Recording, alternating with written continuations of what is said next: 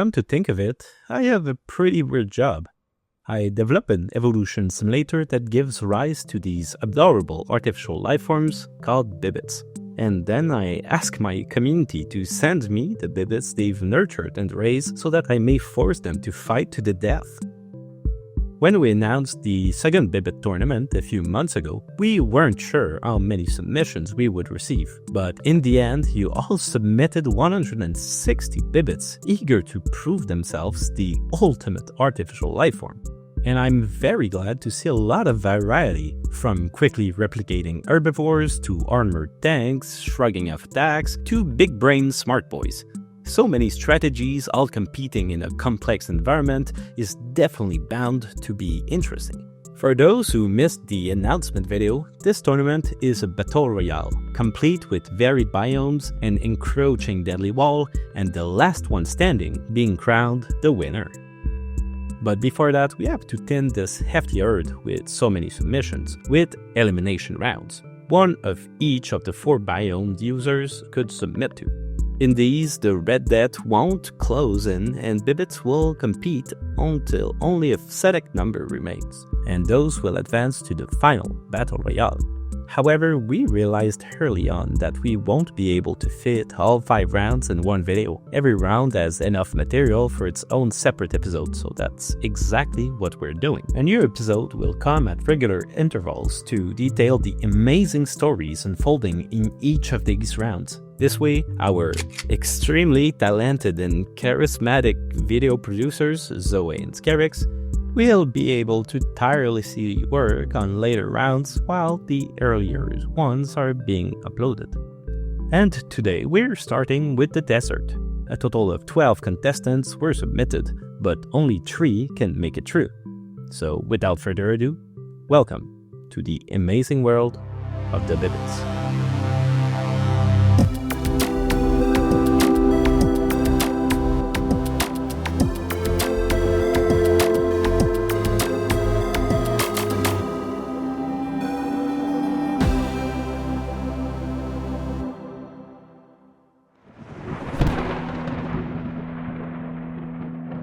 Only 12 out of the 160 contestants have been submitted to the desert, but I can't blame the others for shying away from this harsh environment.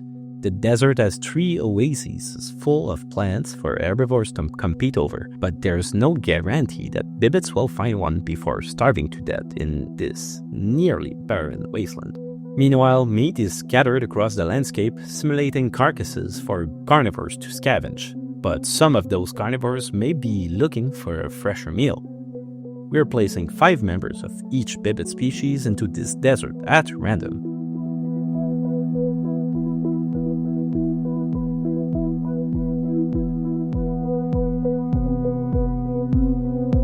And with the stage set, we're off.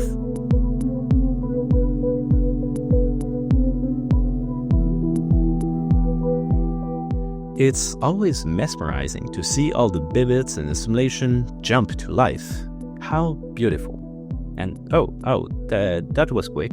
A predator called Dragonfly attacked an herbivore called July 28th, making it the first kill of the tournament.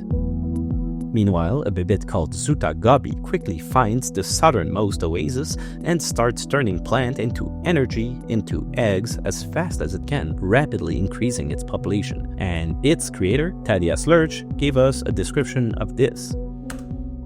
In the last tournament, I did an Attenborough impersonation, and many people thought it was bad and awful to listen to. And you know that I take community feedback extremely seriously. So this time, I am proud to announce that we got the real David Attenborough to narrate the Bibite description. Sir David Attenborough, please take it away and tell us all about Zuta Gobi. It is an evolved... Well, that was our budget. Thanks a lot, Sir David. And I guess we'll have to do the rest ourselves. Zuta Gobi is an omnivore that doesn't pay much attention to other Bibites. It just gobbles up any meat or plant pellets that it sees, even if another Bibite is in the way. Zuta focuses significant amount of energy from food on creating eggs, thanks to its lightning... Hey! Okay. Thanks to its lightning-fast reproduction, Zuta even manages to hold the oasis and kick out other species trying to get in.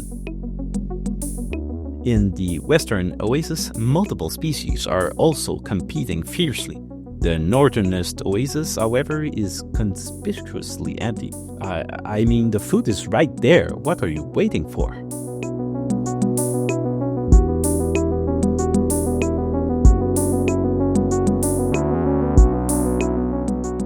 Out in the outer void of the desert, we see two nomadic Bibites called Wanderer and Void Scavenger. Void Scavenger lives life on the edge, capable of surviving with limited food and choosing to drift near to the Red Dead in hopes that other Bibites will stay away. The Wanderer is adapted to survive on very little food, taking what meals it can get and hoping to outlast the competition. Clearly, they each have very similar strategies, but Void... Oh, come on! But Void Scavengers is a little more aggressive, while the Wanderer is voiding other Bibites it sees. We'll see which one prevails. And this Bibite, called the Average American, is kind of just sitting there. Looking at its brains, there's just nothing. No neural connection at all. Deepest is the pond that has not at all been filled. Sit in it I shall. Its mind is so empty that it has achieved nirvana, an inspiration to us all. Looking more closely, this Bibite is big, fat, and has a ton of armor. So I guess the strategy here is to simply sit still and outlast the competition, not spending energy on wasteful activities such as reproducing and any brain activity at all. I wonder how long it can hold out. Meanwhile, July 20th is holding out despite... Oh my... Alright, fine, we'll talk about you. This carnivore that keeps showing up everywhere is Dragonfly, the same species that made the very first kill. It was submitted by the fittingly called Mr. Murdersalot, who described Dragonfly as hypercarnivorous with a complex brain. The brain is complex indeed, but the manually engineered nodes are helpfully labeled so that it's easier to understand what's going on. Dragonflies prioritize going after meat rather than Bibites if they can see both. Also, they're very bad parents, with a very simple motto: ditch the kids. Dragonflies are actually doing remarkably well, despite the creator expressing low expectations that the poor carnivores can be competitive. That said, they keep attacking average Americans and are unable to pierce the thick armor. Many end up starving to death, spending their whole lives on an impossible task. Starved wolves push uphill. Ceaseless misguided focus. Stubborn, empty death. And the other predators are doing it too, like it's some kind of environmental hazard or bug zapper. Perhaps the average American will have more of an impact on the competition than I thought. Another herbivore is competing over the southern and western oasis, Verisimilae purdet. Their creator also left a somewhat blue description. They express a desire to be remembered in some way, a feeling I'm sure many of us can relate to. Don't worry, Doug 200. No matter how your Bibite does, I'll remember you. I promise. Verisimilae is struggling to compete with Zootogabi, which has exploded in population and established itself as a very strong contender.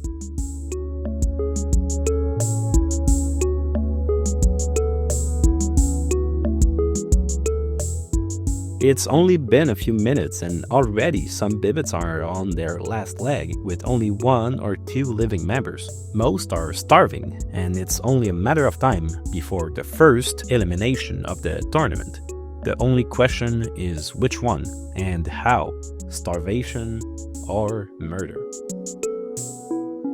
Well, starvation. While other Bibites were surviving tense close call with dragonflies, July 20th starved to death, becoming the first Bibite species eliminated in the tournament after 12 minutes. Not long after, the last of a Bibite species called Siako is attacked and killed by a dragonfly, which is actually starting to take over and compete with Zutagabi for supremacy. Although it seems that the more Zutagabi does well, the more praise dragonflies have, allowing them to do better in turn, and in exchange for this food, dragonflies are killing off Zuta's competition. They're not competing, they are cooperating. Because of Zuta taking all the plants and dragonflies taking all the meat, every other Bibit is either being swarmed and eaten, or starved to death, like this large herbivore, Walsjamus, which was the third species eliminated. But a Bibit has finally found the northeast oasis. Digital Bit actually started in the western oasis, but was forced out early on. Then it tried taking the southern oasis, but got kicked out by Zuta. Could this be the leg up that Digital Bit needs to explode in population? Well, not exactly. Even completely uncontested in this oasis, Digital Bit doesn't seem to be thriving. The creator doesn't have any faith in their imperfect creation, despite putting lots of effort into it. I'm sure my parents can relate. The Bibits on other oases are gobbling up the plants as fast as they appear, but Digital Bits is so bad at eating its food that it only barely manages to hang on. Is this why it got bullied everywhere else? Well, it would have been for sure gone extinct if this oasis had been found by anyone else. So, good for you, Digital Bit.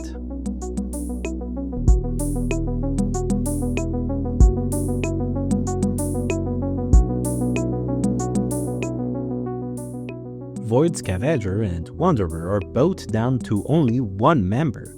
Their similar nomadic builds happen to lead both of them to near starvation at the same time. But after a long trip, Void Scavenger has finally found some food. If I can survive, nobody can survive. Brutal. Wanderer has no sympathy for its spiritual sibling, and Void Scavenger is the fourth Bibit eliminated. The next species to fall dies by swimming directly into the mouth of a mature Zutagabi. It was fittingly called Big Dumb Idiot by its creator. At this point, almost half the species have been eliminated, and it hasn't even been that long since the round started. In the meantime, it's starting to look like some Bibits have much better shots at survival than others. For that, many Bibits can tank average American, who continues to attract predators who starve to death trying to eat it, which seriously shaped the course of the entire round so far. Imagine if all those predators had instead been attacking the other Bibit species. Live as waves and wind, fall as orange leaves and snow. Thus may you find peace. Wait, what? The average Americans all ran out of energy and all died of starvation at exactly the same time. With so much food suddenly available for carnivores to feast, the population of dragonflies is already starting to rapidly explode. What an upset!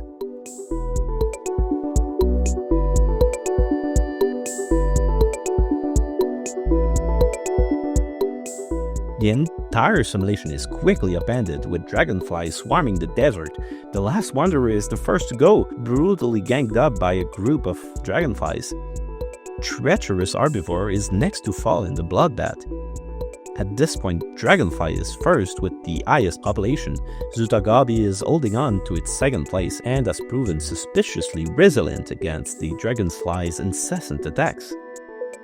It's clear that either Verisimile or Digital Bit will be the next eliminated, which will give us our finalists for the round. Both herbivores are similar, although Verisimile seems to be a little bit better at eating its food and surviving the dragonfly onslaught. Still, it's now down to just one member of each. Digital Bit, however, has a stroke of good fortune. Eating so slowly means there's lots of plants still around in the northeast oasis, and when some dragonflies show up to invade, the plants acted as a shield. dragonflies trying to attack start getting stuck on the plants that they can't digest and end up choking to death. Digital Bit is literally so bad it's good. And that ends up being the deciding factor. Very Simile may be a better survivor, but that's precisely what allowed dragonflies to find it, and thus Very Simile ends up being the final Bibit eliminated. And with that, we have our 3 finalists for the deserts biome. Dragonfly is a terrifying beast that dominated in this barren wasteland, and it's sure to be a powerful force going forward. Zuta was extremely efficient at finding and utilizing food, and it'll be very interesting to see how it does with a full map to feast on. And Digital Bit is there, honestly. I hope the bigger kids aren't too mean to it. This gentle soul doesn't deserve violence. I don't care what your creator said, Digital Bit.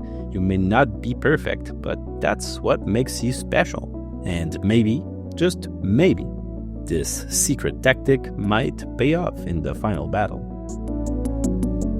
And as for the rest that all got eliminated, well, they're not out yet. There's still the secret redemption slot, so look forward to it. But before that, we'll have to run the other selection rounds, and next time we will see what happens in the great and complex swamps. Thanks again to everyone who's supporting me on Patreon, and of course, everyone who has bought the game on Steam. It's your support that allows us to organize these events and pay for our very skilled and hard-working video producers, as well as the rest of the team tirelessly working behind the scene to keep evolving the project. And once again, thanks a lot for watching, and I'll see you next time.